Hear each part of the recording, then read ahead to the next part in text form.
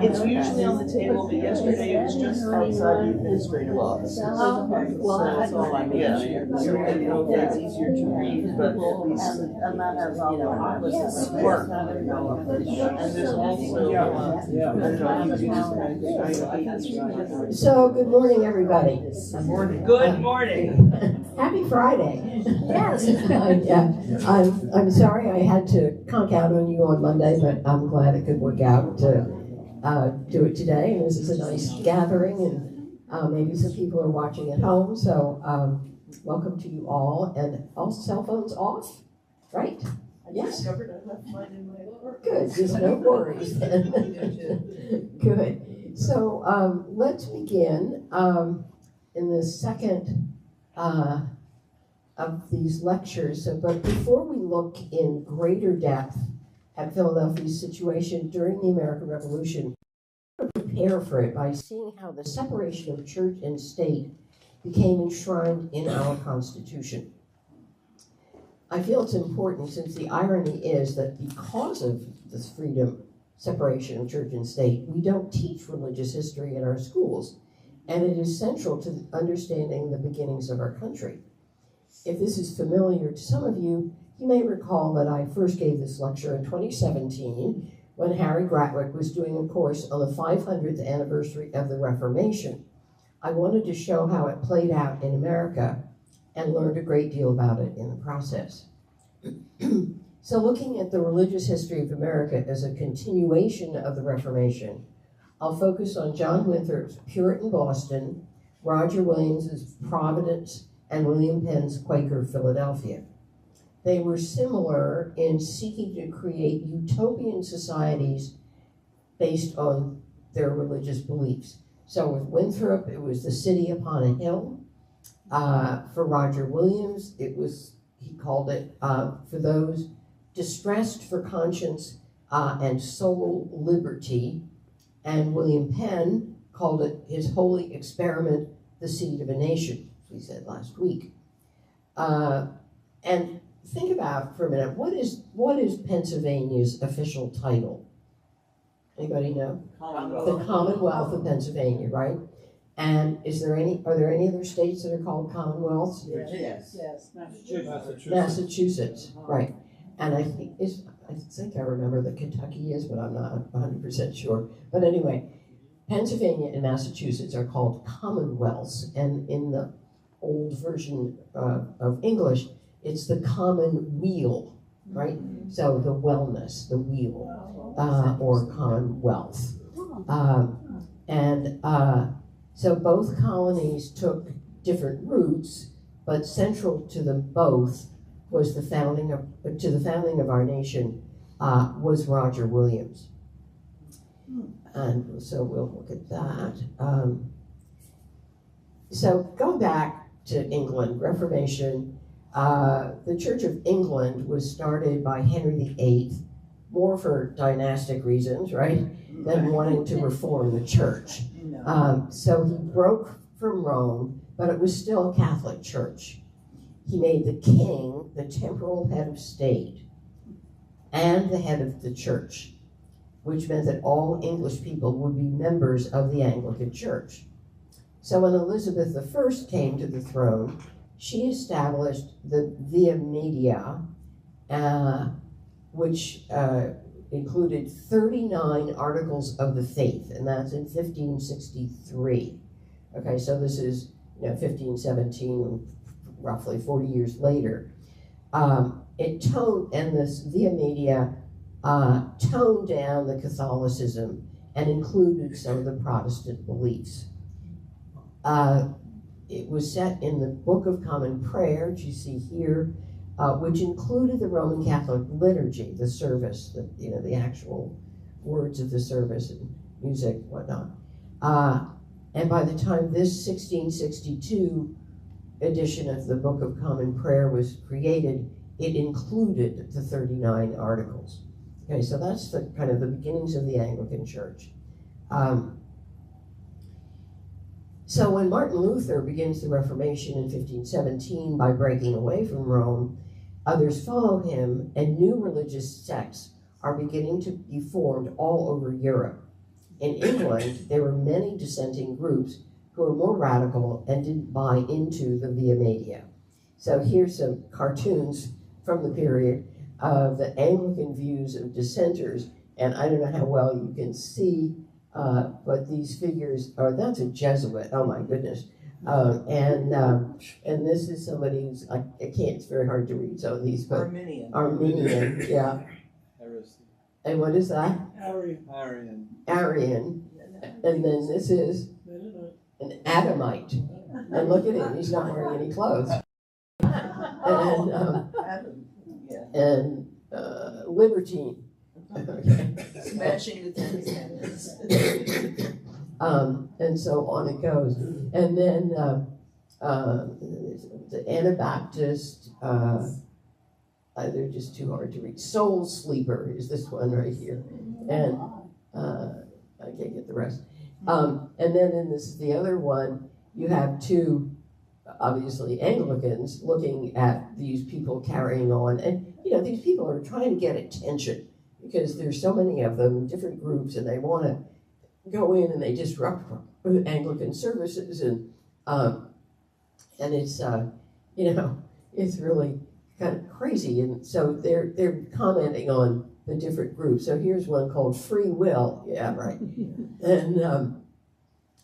And this is, I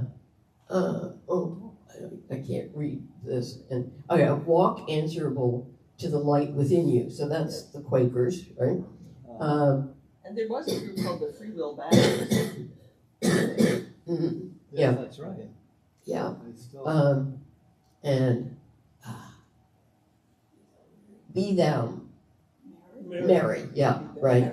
And above ordinances. And this is they you know they're running naked in the streets, just trying to attract attention.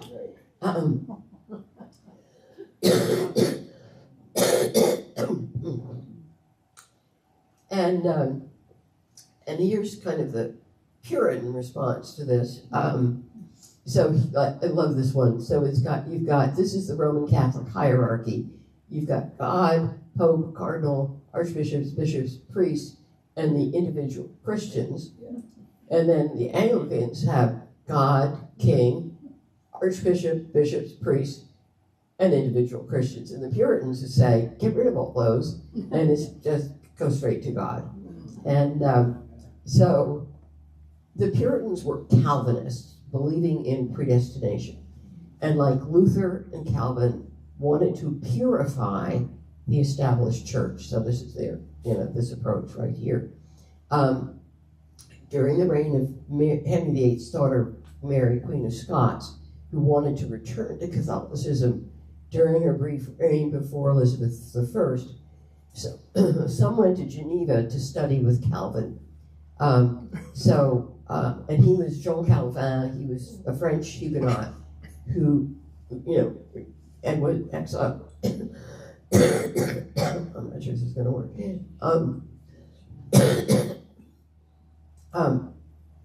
He left France and went to live in Switzerland, in Geneva. And so the English, the Puritans came back and published this Geneva Bible. And if you can see the detail, it really is quite wonderful. Here are all the Egyptian soldiers, horses, more soldiers, and chasing the Israelites into the Red Sea, right? And here they are, they're going to the Red Sea, and beyond them is the pillar of cloud in the wilderness that led them through the wilderness. So, but notice, this is in English, okay? So this is the Puritans' Bible. So the Anglican Church leadership, so we have the Stuarts who are in power now, and you have James I and Charles I. During this time, William Laud is the Archbishop of Canterbury. And I have to just throw in something while I'm talking about him. I don't know if any of you saw in the news that the Anglican Church has just named her first female Archbishop of Canterbury, which is an amazing. I mean, the Episcopal Church did it 50 years ago, so they're finally doing it.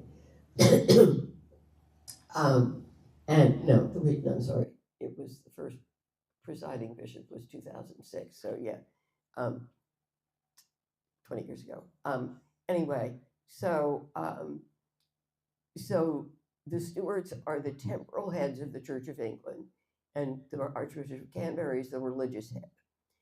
And Laud is persecuting these dissidents for not wearing vestments, for not using the Book of Common Prayer, and the Puritans call them popish, which can understand why. In the French Wars of Religion, in the 15th, 16th, and 17th centuries, and into the 18th, the persecution of Calvinists or Huguenots meant that many of them started fleeing to England, where they were welcomed by the Puritans as fellow Calvinists, which would mean that the number of Puritans increased, which caused more persecution by Archbishop Laud. And I just want to throw in a little English word stuff. So people who to this other land were taking refuge there, and they're called refugees, right? So that is the French word, réfugié, for a refugee. So that's an English word that's probably came out at this time. And also, the Protestants were called by the French Protestants. So they were protesters, not Protestants. So it's the French word Protestant that we have taken into English.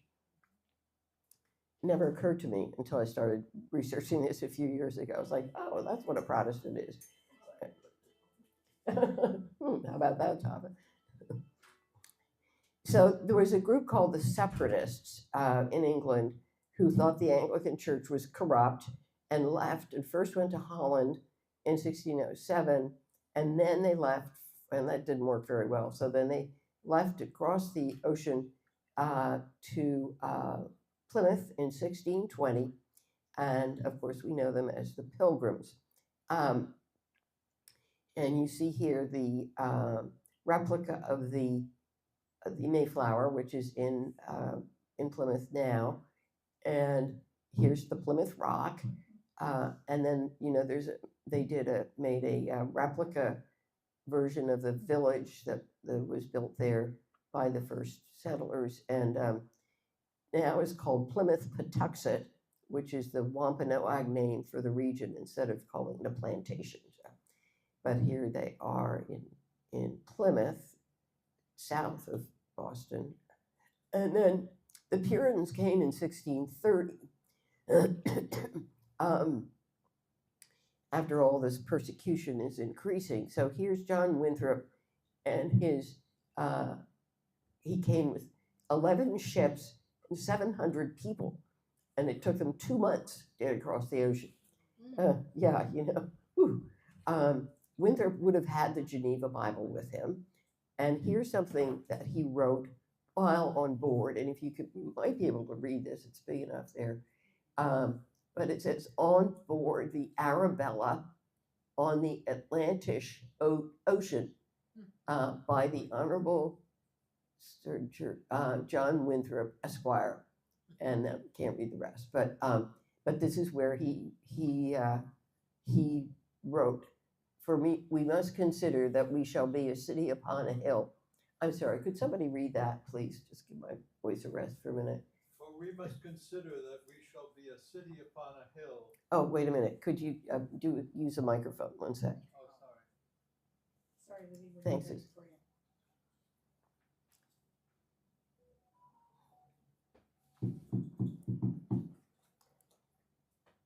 Hold it right up to your mouth. Okay. Thank you. For we must consider that we shall be a city upon a hill.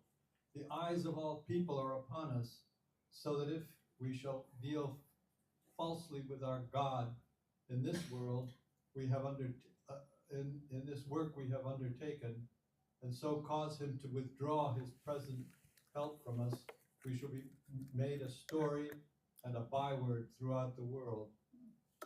Through the world. John Winthrop. Great. Thank you, Woody.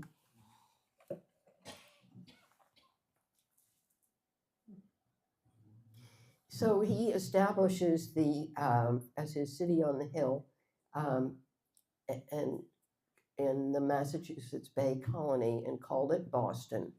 And he sees it as a new purified Anglican church, a new Israel in the wilderness. Now, if you look at this, this is actually a 19th century map, but this is this inner part is the original outline of the settlement of Boston here. And if you know Boston, you know it all got filled in and expanded out more later on. But this is the original settlement there. And here's a picture of a service, and it's just in a plain building, no fancy anything, no stained glass, any of that, just simple worship in undecorated spaces. So the ideals, the Puritan ideals, they believe they have a covenant with God, essential to their entire philosophy. And government was to be a covenant among the people. Work was to serve a communal ideal. And of course, the true church, that is the Puritan church, was always to be served. And people signed this covenant and said that they would uphold it. And they established the general court to enforce the covenant. So it becomes the civil and religious authority combined, as in England. But stern rules, right? Everyone had to sign it, and they had control of the city and the surrounding area. And somebody like to read this public notice? You can. Sure. The observation of Christmas having been deemed a sacrilege, the exchanging of gifts and greetings, dressing in fine clothing, feasting, and similar satanical practices are hereby forbidden, with the offender liable to a fine of 5 shillings. Yeah. So take that, Santa Claus. So, but that's that's Boston, right? And so I just want to show you a map. So I love this map. It's so colorful and interesting. So, and it's a what happened? A 1676 map, presumably. So here you have Plymouth down here, okay, Plymouth Bay in there, and then here's Boston, and then up here is Salem, which is a separate settlement, which was founded in 1626 by some pilgrims from Plymouth who wanted better fishing grounds. The governor was John Endicott. And so as Laud increased the persecution back in England, more people came. And by 1640, there were 21,000 Puritans, or, came to America. So that's, mainly Boston. So it's quite amazing. So now I want to turn to Roger Williams. He was one who came later than Winthrop, born in about 1603. There is no known image of him. This one is done in the 1930s from descriptions of him. He was an Anglican who grew up in London and came under the tutelage of the jurist Sir Edward Coke, and it's pronounced Coke, not Cook. And he watched as Coke established in court that the divine right of kings was superseded by the Magna Carta, 1215, where nobles established the rule of law based on reason and experience, that the king was not above the law, unlike in France and the Holy Roman Empire and elsewhere, and also had established that the full protection of English law extended to its colonies.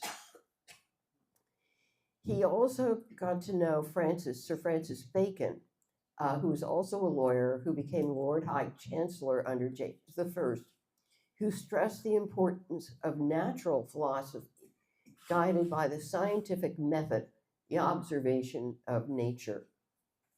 John Milton, here on the right, was a friend of his at Cambridge, and they shared ideas about religion. So when he finished Cambridge, he became a chaplain for an aristocratic Puritan family, kind of out in the country. So he escaped the notice of law until 1631, when he left for Boston, but was not welcomed by Winthrop and settled in Salem with Endicott. The reason he was not welcome was this. So he refused to sign the Puritan covenant that I mentioned earlier because of the first 4 commandments. He said the first 4 commandments are about the individual's relationship with God and have nothing to do with the civil authority. The others, the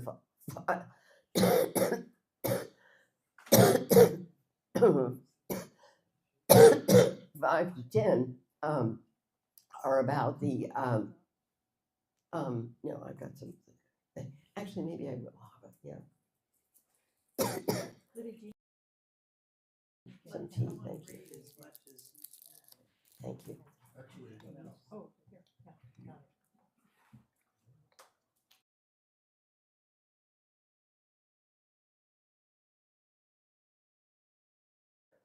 And he wanted to have so they created a theocentric hierarchy, which was potentially imperfect since humans are imperfect. He wanted a wall of separation between church and state. After many hearings over these few years, he was banished from the Massachusetts Bay Colony late in 1635. Libby, Yeah, actually, Jesus, remember him, says the same thing in Matthew when he's approached by some lawyer who asks him which commandment should he obey, and he says the last 6 there. Yeah. no, okay, yeah. Very good, thank you. So what's he going to do? It's December, and he's kicked out of Boston, and he's sent out into a grueling winter in the wilderness. But Roger Bacon has taught him about the observation in nature, and in these intervening years before he left, he spent a lot of time going around and looking at the countryside and discovering the indigenous people living there. So by the time he's banned from Boston, he's made contacts with these people, and they help him through this long and hard winter. In March, he came to March 1636. He came to the mouth of the Blackstone River at the head of Narragansett Bay. So if you can see here, this is Rhode Island. Here's Narragansett Bay. So here's where the Blackstone River, which goes. This is the Blackstone River coming down here from Massachusetts. So right there is where he came out and saw the water. And I'm going to ask Betty Ann to read this. Having made covenant of peaceable neighborhood with Sachems and natives round about us, and having, in a sense of God's merciful providence unto me in my distress, I called the place Providence. I desired it might be for a shelter for persons distressed for conscience. Thank you. So there he is. Oh, why is this not working? There you go. And this is the deed that he and the Sachems, 2 of them, signed to let him use the land.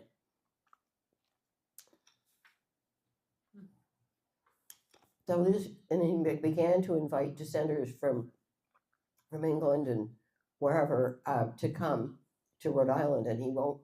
They can come and practice as they wish. They're not going to be interfered with by the state. And so if you look at the map of Rhode Island, you see all of these, see where there's a red dot. This is the places where there were different religious groups, dissenters settling. And Anne Hutchins, oh, let me just, my notes here. So there's just water separating all of them, so they're feeling really, very dispersed and on their own. Now, Aquidneck Island, which is where Newport is, right here. One of the people that came there was Anne Hutchinson. She was from Salem, and she was an antinomian, which they reject laws and argue against moral, religious, or social norms. So, I don't quite understand it, but anyway, that's what she was. And actually, I did put it in here. I think she was hanged. All right, and then there was a man named a man named Samuel Gorton, and he came to Aquidneck Island, and Williams wrote to John Winthrop, and I quote, "Master Gorton, having abused high and low at Aquidneck, is now bewitching and bemadding poor Providence, both with his unclean and his foul censures of all the ministers of this country, for which myself in Christ's name have withstood him." And he was kicked off the island and settled in Warwick, which is up here. And I have to throw in a little note that there were two or more brothers named with the last name of Potter, who were kicked out because they were brandishing guns everywhere, and they probably went to Warwick with Samuel Gorton. And I have a great grandfather whose name was Potter, and he lived in Warwick, Rhode Island. So one of these days I'm going to figure out if he's a descendant of one of these. And Peter Buffum's has the same story in his family. So who knows? Anyway, so this is Williams continues for the rest of his life in this experiment in soul liberty. He starts the Baptist Church in Providence in 1638, and it's just still standing there. And this is the interior view of it. And then there are Sephardic Jews who come to Newport and establish the Toro Synagogue, which is now the oldest synagogue in America. And this is the 1763 building in the interior. And you see they're both very similar, the way they're laid out. So then that's Rhode Island. Now let's look at the Society of Friends. Another group that came to Rhode Island was the Society of Friends, or Quakers, which was started by George Fox in 1652. The name Quaker came from Fox telling a judge to quake before the authority of God. A core belief in the inner light of God, which leads to their belief in equality and pacifism, and is quite a contrast to the Puritan concept of original sin and predestination. And here you see a typical Quaker meeting of the 17th century, I guess, or maybe 16th, 17th, and with a woman in charge, right? And women could be ministers in the society. So there's persecution in England. There's persecution in Boston, and you see this is let me just back up a second. We think of Philadelphia as established by William Penn in 1681 as being a first, but not. Quakers were coming to Boston starting in about 1656, or like 25 years earlier. And they continued their practices of disruption in Boston as they had in England. And so they are persecuted, their books are confiscated, they are whipped, beaten, branded, banished, hanged. Women are accused of being witches. this whole declaration is about what's going on in Boston, and it's horrendous. And Mary Dyer fled to Rhode Island, but then realized that she was going to have to. And when she was condemned to death, and she escaped to Rhode Island, and then finally decided she wasn't going to be able to escape it forever, and went back and was hanged. And I don't know if any of you ever seen the statue of her at the Friends meeting at 15th and Cherry Street in Center City. The Quakers arrived in Rhode Island early on. Dissidents in general began coming to Rhode Island as early as 1638, and they were encouraged to avoid persecution and go to Aquidneck Island. So Quakers came starting in about 1657 and took over this meeting house that had been built in 1638, and then it became a meeting house. And then one was started in Newport around the same time, and this is what it looked like. It had, it was just like this huge building with a cupola on it, but this is what it looks like today, and I think that this and this are the same, and then this is the same as this without the cupola, and here's an interior shot of it. And when it was built, it was the largest structure of any kind in the colonies between Boston and New York, and is the oldest house of worship in Rhode Island. And then the Friends were in West Jersey, and somebody brought this up last time, and so Penn worked with George Fox in England in the early days of the Friends, and to answer somebody's question last time, he arranged for some Quakers to go to West Jersey in 1674. So this is, 7 years before it goes to Philadelphia. It starts with Pennsylvania. And he knew perfectly well what Williams had done in Rhode Island because Fox had visited there earlier on. And here's this wonderful map that shows, So here is, see that, New York, right? And here's Connecticut, and here's Long Island. So this is the point of view of the map maker, and New York in here, and this line is the dividing line between east and west, right? So that's east, that's west, right? So so this is what we now call South Jersey, but that's what they called it then. And there was,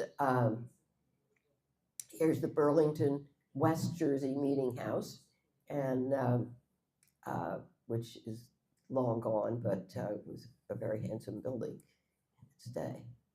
And Quakers are going abroad elsewhere, a lot of them to the West Indies, especially Barbados, to oppose the slave trade. Barbados being the closest island to the slave coast of West Africa, right? If you're coming across the Middle Passage towards the West Indies, the first island you get to is Barbados, so it was particularly horrible there. Benjamin Lay was one of them, and here he is, the little person. He then came to Philadelphia, where he railed at the Quakers for owning slaves in the 1730s, with the support of Benjamin Franklin. Did any of you see the play at Quintessence last spring about Benjamin Lay? Yeah, so here he is. Early on, Fox and Penn set up an organizational structure for the Society of Friends meetings. They set out the rules of conduct, organized with small local meeting houses called monthly meetings, then larger quarterly meetings for area meetings, and much larger yearly meetings for the region. Can anybody name some Quaker meeting places around here? Or Plymouth meeting. Plymouth meeting, yeah. Well, Abington has a meeting. Abington, There's one in Chestnut. Chestnut Hill, Haverford.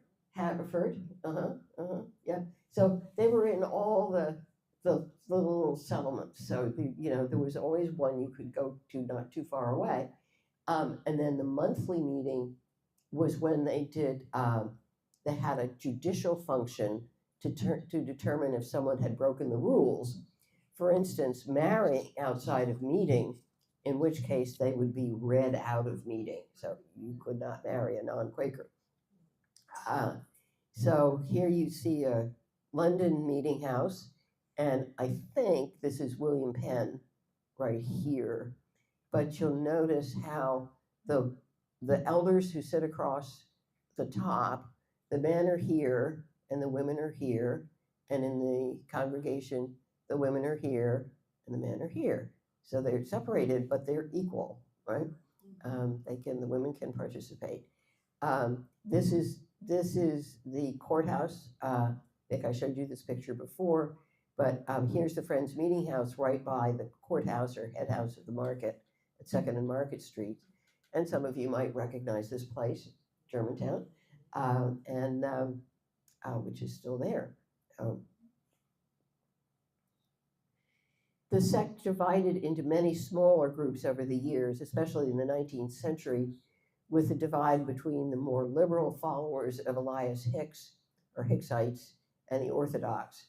Haverford College was founded by Hicksites, Swarthmore by Orthodox, and Bryn Mawr with help from both. Services differed in their focus, some with music, some without, but they all allowed women to be ministers, even, as I mentioned already, yeah. So Penn promised Quakers and members of other religious sects from around Europe the freedom of religion and good opportunity, and they came.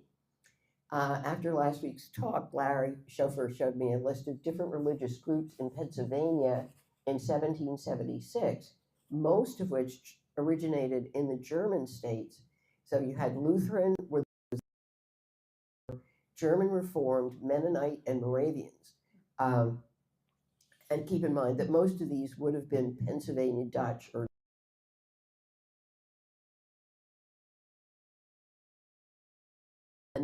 the establishment of Germantown, which started in 1683, so a year after Penn arrived. And in 1804, when the Arch Street Meeting House opened, there were 23 different congregations in the area between Lombard and Vine Streets from Front to 6th. And a lot of them are Quaker meetings, but a lot more are not. It's a huge display of diversity in the religious world. Now, I want to just switch out of the religious history for a minute to look at the role of trade in colonial America. So here you see the Eastern Seaboard, the colonies, British colonies, and trade with England and the West Indies is the most important thing they do, and Africa, of course. Establishing profitable trade was essential to any colony's success, whether it started for religious reasons or not. So if you can see here, you've got Philadelphia. Well, here, let's start with Boston. They're sending whale oil, lumber, furs to England. And Charleston is sending rice, silk, indigo, and tobacco. And then the West Indies are sending sugar, molasses, and wood. And then the English are, sending manufactured goods and to the colonies, and then rum, what's the other thing? Beer, guns, that is, yeah. So those are all going to Africa, and then of course Africa is sending the slaves, but they're also sending gold, which is very important. Something, can somebody read that? Spices and gold, ivory, spices, hardwoods. Oh, good. Okay, thanks, Susan. And can you read this one? Rum, iron, gunpowder, cloth, tools. And then, of course, the slaves, the molasses, so on. Slaves, sugar, molasses, and then that other one, fish, flour, something, oh, livestock, lumber. Okay, so that's what's coming to the West Indies from the American colonies. And we'll see in a minute just where a lot of that is coming from. So in Philadelphia, the merchant elite, as I've been calling them, are on top of a prosperous economy because of the good agriculture, the forest, and the shipping, access to the interior via the Schuylkill, and the import and export of goods from shipbuilding to elegant furniture and silverware being sent to England by the Delaware. And then there are people like Benjamin Chew and John Dickinson who have provisioning plantations in Maryland and Delaware on the Chesapeake Bay.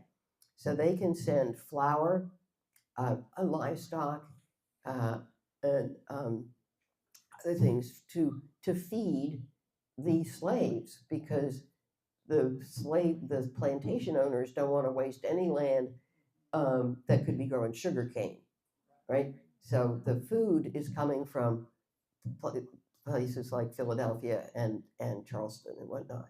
Are they slaveholders? Of course they are. That's Chew what. and Dickinson. Yes. Oh yeah, absolutely. They have slaves, and Benjamin Chew has 9 plantations in Maryland and Delaware. And John Dickinson, I'm not sure how many he had, but he was, also a slave. And Robert Morris and Thomas Willing were they were business partners, merchants, and they had the most important trading company in the city. And Morris becomes, in time, the richest man in the colonies because of their successful trading, which did include, but they give it up around the time of the Revolution. So that's, this is the top of the heap.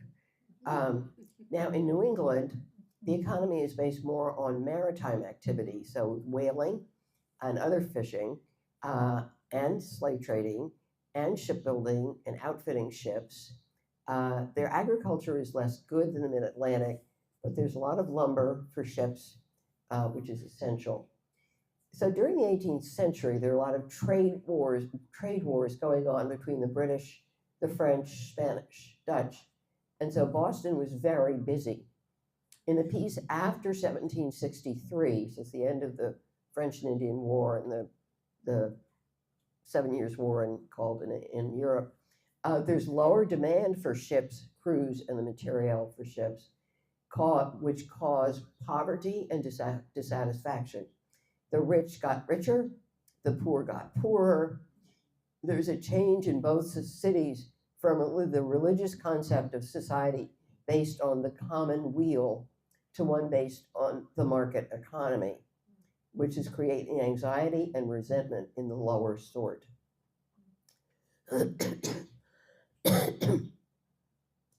Into these changes in the early 18th century society came something entirely new called the Great Awakening. It was started by John and Charles Wesley brothers and their Oxford friend George Whitefield, and developed a new Christian sect called Methodism.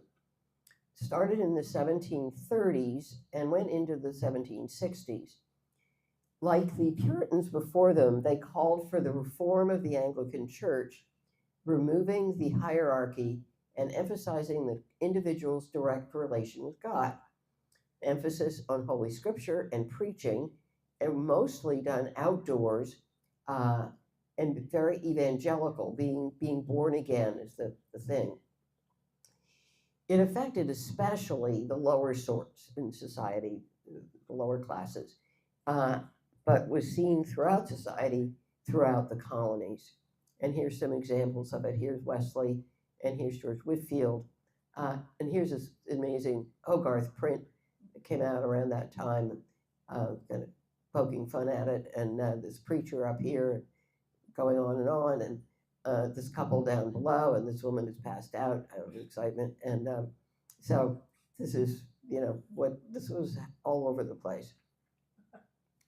In Philadelphia, Old St. Paul's Church was founded by a break-off group from Christ Church and to focus on Great Awakening oratory.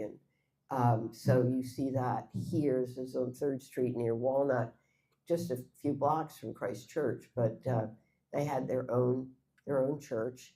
And then St. Peter's, which is the church I go to, this is this extraordinary pulpit, which is at the west end of the church, not at the east end near the altar. This is the east end. The altar is tucked in there underneath the organ case. And this is the pulpit. And that's for just straight out of that Hogarth print. So yeah. Is that old St. Paul's? Barbara, excuse me. Oh, let someone else want to speak. Is that old St. Paul's have any connection to St. Paul's in Chestnut Hill, built in No. 1845? No, I don't think so. Yeah. So Whitfield made a big impression on a lot of people, including Benjamin Franklin, who was a pew holder at Christ Church and is buried there, but was basically a deist. Here is his reaction to George Whitfield. And could you give Betty Ann the mic? Thank you. I happened to attend one of his sermons, in the course of which I perceived he intended to finish with a collection, and I silently resolved he should get nothing from me. I had in my pocket a handful of copper money, 3 or 4 silver dollars, and 5 pistols in gold. As he proceeded, I began to soften and concluded to give the coppers. Another stroke of his oratory made me ashamed of that and determined me to give the and he finished so admirably that I emptied my pocket wholly into the collector's dish, gold and all. Great.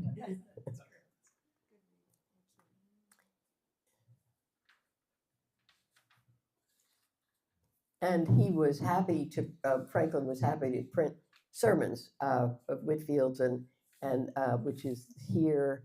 And then this is a sermon of Gilbert Tennant, who was a head of a breakaway group from the Presbyterian Church. And and you see they're done here, Benjamin Franklin, Philadelphia. So tension mounts in the colonies. Here's Whitfield preaching, and I misspelled George. How do you like that?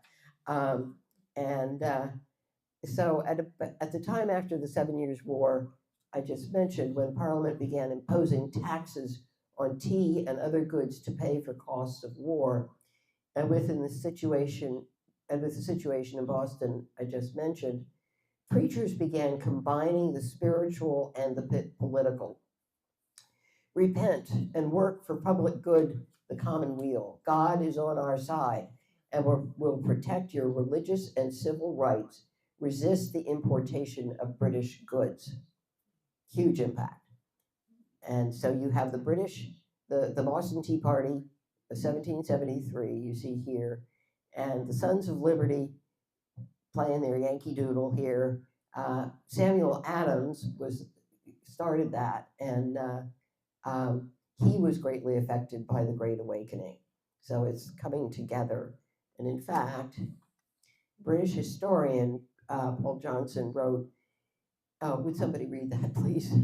Susan? Yeah. It was the marriage of the American elites, touched by the Enlightenment with the spirit of the Great Awakening among the masses, which enabled the popular enthusiasm thus aroused to be channeled into the political aims of the revolution. Neither force could have succeeded without the other. The revolution could not have taken place without this religious background. Paul Johnson, 1999. Thank you. So interesting, right? Very, very interesting. And so we saw last week how the Declaration of Independence was created by these three, but the form of government was set up because the Articles of Confederation were not working. So a new convention was held in 1787 to fix it, but instead they created a new form of government. Washington presided over it, The plan was largely created by James Madison, with many others participating. They were heavily influenced by Enlightenment philosophers, especially by John Locke. Locke himself was strongly influenced by Roger Williams. The separation and concept of the separation of church and state, and the Bill of Rights was ratified in 1791, and the First Amendment reads, Congress shall make no law respecting an establishment of religion, or prohibiting the free exercise thereof, or abridging the freedom of speech or of the press, or of the right of the people peaceably to assemble, and to petition the government for a redress of grievances. Interesting, right? So we have seen that William Penn had established the importance of freedom of religion, and now we can see how Williams and Locke established the separation of church and state. Their long-held beliefs had finally been codified into law in absolute terms. The separation of religious and civil authority had been accomplished for the first time. So, a postscript. In 1790, Moses Seixas, Newport's Truro Synagogue warden, wrote to George Washington expressing his support for Washington's administration and good wishes for him. Washington sent a letter in response, which reads in part, We had to learn this by heart in Hebrew school. The government of the United States gives to bigotry no sanction, to persecution no assistance. May the children of the stock of Abraham who dwell in this land continue to merit and enjoy the goodwill of the other inhabitants, while everyone shall sit in safety under his own vine and fig tree, and there shall be none to make him afraid. George Washington to Moses Seixas, Truro Synagogue, 1790. Yep. So So- great, so great. thank you very much. And thank you, all you wonderful readers. Appreciate your help. Okay. Okay. We got time for questions? Yeah, any questions? Yeah, Betty Ann? Rick? I don't know where, but I got the idea that Congress shall make no establishing a church. I heard somewhere, or read somewhere, that it was because some states were establishing religious Mm. institutions. Uh-huh. And this was the argument against them, lest an individual state establish a church. Huh. Does that- Yeah. Does that Well, ring true to you? that might be the case with Maryland. Pennsylvania had a state religion until Oh, 1854. and Maryland Really? Catholic. Virginia. Virginia, yeah, right. Mhm. Yeah. Great. Yeah, Howard. So, I don't know if you know anything more about this, but I know a number of, so Joan Bedell, I guess was it Christ Church that was a part of it? Joan Bedell was telling me, and some other people as well, how when I don't remember whether it was the Declaration of the Independence, although I think it was, that the minister of Christ Church and the rabbi of Mikveh Israel paraded down the street in support. Mhm. And they still do. Yes. Every year, John, is it? Or, yeah. John Midwood used to work at Christ Church, so yeah. It's wonderful. Yeah, the Mikveh Israel, right? Good. Anything else? Well, thank you all, and I'll be back on Monday. Thank you.